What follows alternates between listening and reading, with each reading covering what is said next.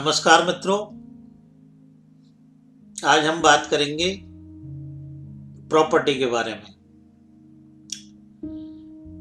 कुंडली के अंदर क्या क्या योग होते हैं, किन किन योगों में व्यक्ति को मकान मिलता है, किन योगों में व्यक्ति की जमीन जायदाद बनती है।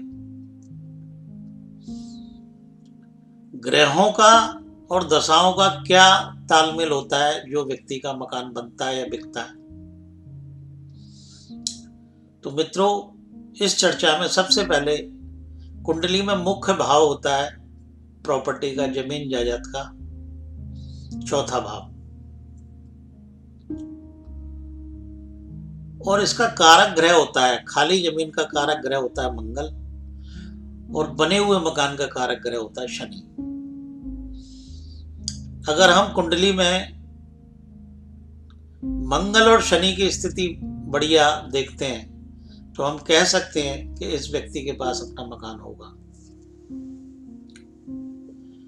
मंगल और शनि कुंडली के अंदर चौथे भाव से ताल्लुक रखे, 11वें भाव से ताल्लुक रखे और 12वें भाव से ताल्लुक रखे, तो इनकी दशा भुक्ति आने में व्यक्ति के मकान बनाने के या मकान खरीदने के योग बनते हैं।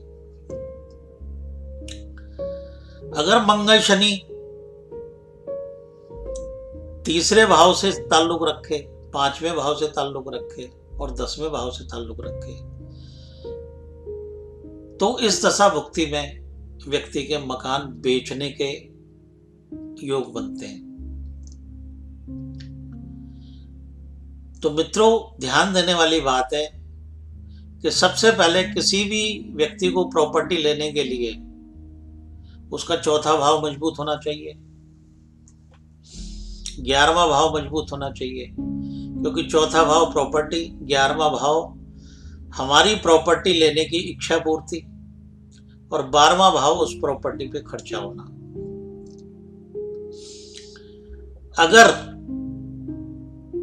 4, 11, 12 भाव कुंडली के अंदर मंगल के द्वारा एक्टिवेट होते हैं तो व्यक्ति खाली प्लॉट खरीदेगा। शनि के साथ एक्टिवेट होते हैं तो व्यक्ति बना बनाया मकान खरीदेगा। अब यहां ये मोटे तौर पे हमने एक बात कही, अब हमें यह भी देखना पड़ेगा कि कुंडली के अंदर यदि चौथा भाव कमजोर है,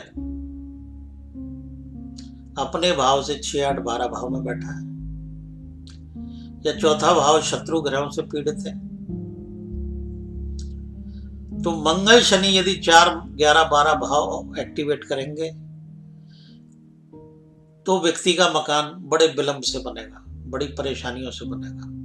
तो हमें तीसरा पॉइंट ये भी देखना चाहिए कि क्या कुंडली में चतुर्थ या चौथे भाव का जो स्वामी ग्रह है उसकी स्थिति मजबूत है या नहीं है।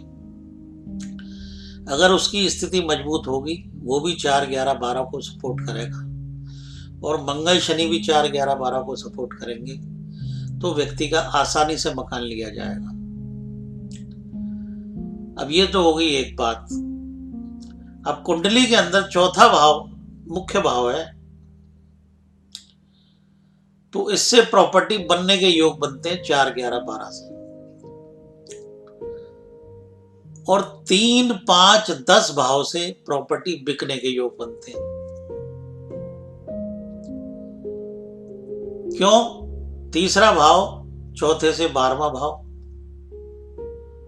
5वां भाव दशम से अष्टम भाव, 11वें से 7वां भाव, 12वें से 6ठा भाव और 10वां भाव चौथे का विरोधी भाव। तो इसलिए 3, 5, 10 की महादशाओं में व्यक्ति मकान बेचता है। जिन ग्रहों का ताल्लुक तीसरे भाव से, 5वें भाव से और 10वें भाव से होगा, उन ग्रहों की दशा भुक्ति अवधि में व्यक्ति प्रॉपर्टी को बेचता है, और 4, 11, 12 भाव की दशा भुक्ति अवधि में प्रॉपर्टी को बंदा खरीदता है। दोनों स्थितियों में मंगल और शनि कारक ग्रह हैं। अब मान लो कुंडली के अंदर यदि सूर बैठा है चौथे भाव में, और ये सारे सूर की स्थिति भी बढ़िया है। सूर भी 4, 11, 12 को एक्टिवेट करता है, बतलाता है। तो ऐसे व्यक्ति के पास जो मकान होगा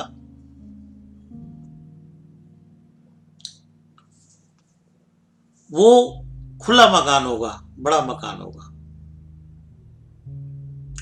इसी तरीके से शुक्र बृहस्पति यदि चौथे भाव में बैठे हो और वो 4, 11, 12 को बताए और उनकी दशा भुक्ति में यदि व्यक्ति मकान लेगा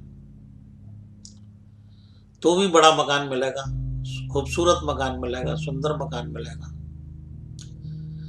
यदि चौथे भाव में बुध बैठा हो, वो भी 4, 11, 12 को बताए, तो किसी क्लब, कॉलेज, स्कूल के पास मकान मिलेगा। यदि कुंडली के अंदर शनि और राहु या केतु जैसे ग्रह बैठे हों तो ऐसा व्यक्ति, राहु केतु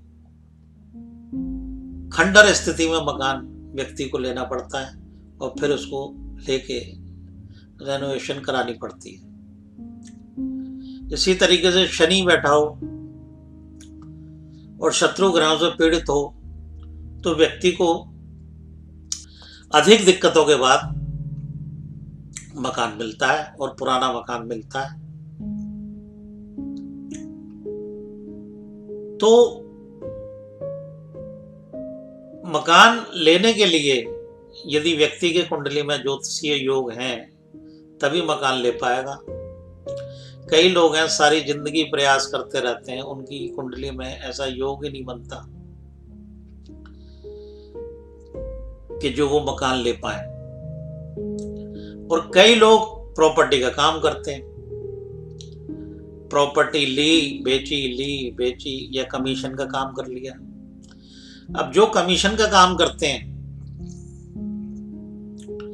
उनका कहीं ना कहीं 3, 5, 10 अधिकतम ग्रहों में होता है,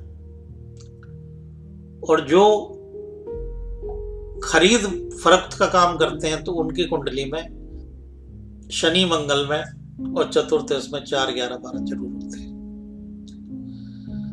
तो मित्रों 4, 11, 12 और 3, 5, 10 के संयोग से प्रॉपर्टी का काम धंधा चलता है। लग्न का स्वामी यदि 4, 11, 12 बताए और साथ में 10 भी बताए तो जातक प्रॉपर्टी डीलिंग का काम करता है, प्रॉपर्टी खरीदता है, बनाता है, बेचता है। अधिकतम ग्रहों में 3, 5, 10 के साथ यदि 4, 11, 12 हो तो व्यक्ति प्रॉपर्टी का ही काम करता है। अब मित्रों प्रॉपर्टी का काम करना एक अलग बात हो गई और एक व्यक्तिगत मकान होना एक अलग बात हो गई।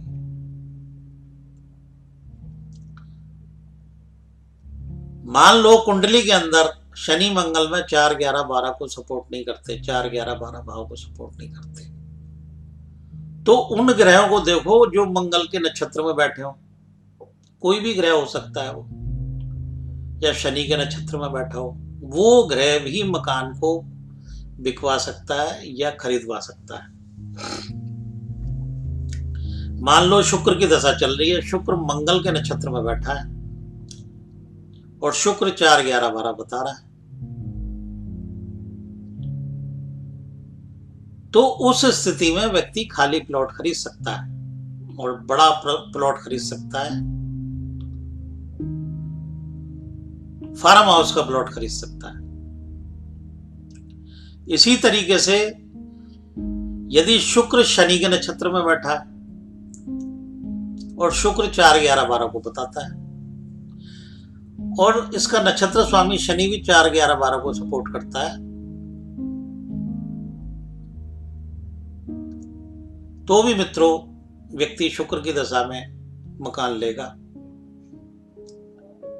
और अच्छा मकान लेगा। अब मित्रों कई लोगों के मकान नहीं बन पाते सारी जिंदगी,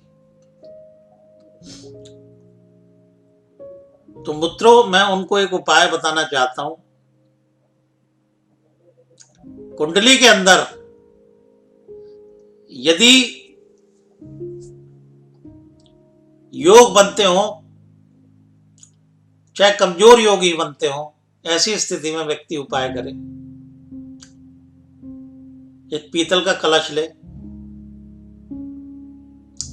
उसमें चने की दाल भरे,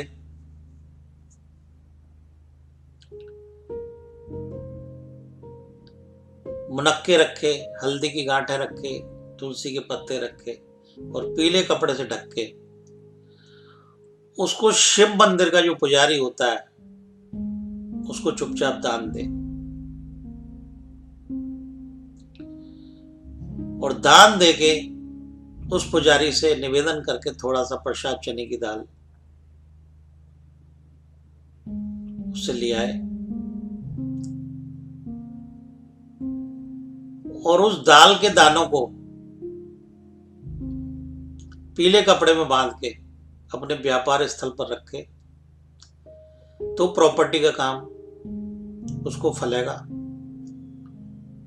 और उसका मकान भी बन जाएगा। किसी का मकान ना बनता हो तो वो ये उपाय करे, या वो एक उपाय करे,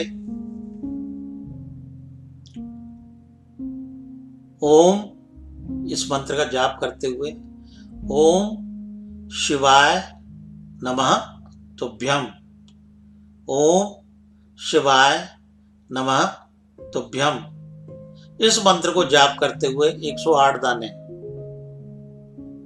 शिवालय चढ़ाए 40 दिन, तो इस व्यक्ति के इस स्थिति में मकान बनने के योग पूरे होते हैं।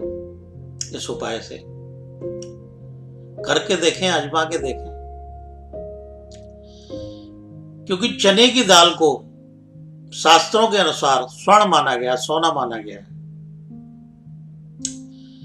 जो व्यक्ति इस कलयुग में सोना दान नहीं कर सकता वो चने की दाल दान करे तो उसके बिगड़े काम बनेंगे, खास करके जमीन जायदाद से संबंधित, प्रॉपर्टी से संबंधित।